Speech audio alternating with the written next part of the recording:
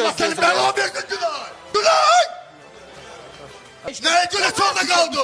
Mən çöldə Nəyə qaldım. görə çöldə qaldı? Evdə qaldım. Nəyə görə çöldə qaldın? Mən elə qorxudum. Çöldə nəyə görə Evdə qaldın? qorxudu, sən öldürərəm. Çöldə nəyə görə Arkaya qaldın? keç, Denə. arkaya keç, burada Denə qal. sən mən şoğlu Sən deyirəm. Denə. saxlayaram, Nəyə görə öldürərəm. çöldə? Sən boşanıb Çöldə nəyə görə qaldın? Əl çəkmə. Çöldə nəyə görə Əl qaldın? çəkmə.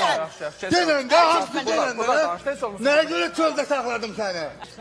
Nəyə görə çöldə saxladım səni? Denən cəmaat bilsin dedi.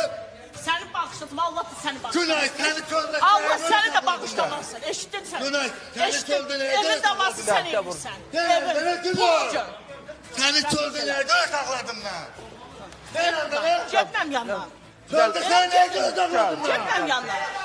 Həna, özünü belə lap yerə çırpsan da 500 manat aliment boynundadır.